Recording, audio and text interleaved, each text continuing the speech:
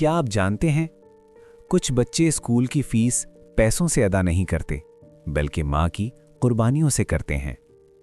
ये कहानी है एक माँ की, जिसने अपने बेटे के मुस्तकबिल के लिए अपनी चप्पल तक बेच दी। बारिश हो रही थी। स्कूल की छुट्टी के बाद एक बच्चा अकेला सड़क पर चल रहा था। फटे जूते, पुराना बस्ता और आंखों में वो थकन जो उम्र से कहीं ज्यादा थी। इसका नाम अली था। घर में दाखिल हुआ तो अम्मी चूल्हे के पास खड़ी थीं। हाथ में चम्मच था और चेहरे पर दर्द।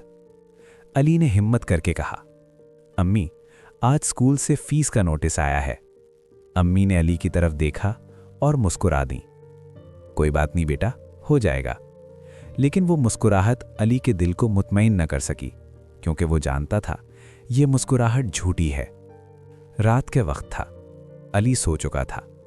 अम्मी ने अलमारी खोली और एक पुरानी चप्पल हाथ में ली। वही चप्पल जो पिछले 3 साल से वही पहन रही थी।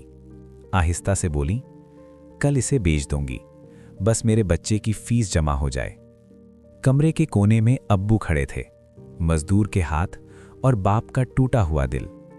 आंखों में आंसू थे मगर जबान खामोश, क्योंकि कुछ मर्द रूते नहीं, कुर्बानी देते हैं। अगले दिन अली की फीस जमा हो चुकी थी। प्रिंसिपल ने पूछा, तुम्हारी फीस किसने दी? अली ने फख्र से कहा, मेरे अब्बू ने। और माँ खामोश रही। शाम को बारिश तेज थी। अम्मी नंगे पांव किचन में खड़ी थीं। फर्श ठंडा था, मगर माँ की ममता इससे कहीं ज्यादा गर्म थी। अली ने चप्पल न देखी और सब समझ गया। उस रात वो पहली बार रोया, चुपके से, ताकि अम्मी ना सुन लें। वक्त गुजर गया। अली बड़ा हो गया, पढ़ लिखकर अच्छी नौकरी मिल गई।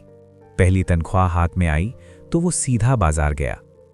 उसने चप्पलें देखीं, सबसे सादा, सबसे मजबूत, क्योंकि माँ दिखावे की चीजों की आदी नहीं होती। घर आकर अली ने चप्पल अम्मी के हाथ में रख दी। अम्मी, ये आपके लिए।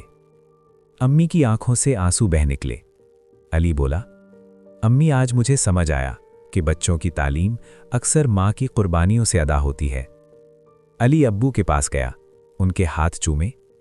अब्बू, आपने ख्वाब तोड़े, तब जाकर मैंने ख्वाब देखे। उस दिन अम्मी ने नई चप्पल पहनी और दिल में बस एक ही दुआ थी, मेरा बच्चा कामयाब हो गया, मेरी कुर्बानी कबूल हो गई। क्योंकि माँ बाप की मोहब्बत की कोई कीमत नहीं।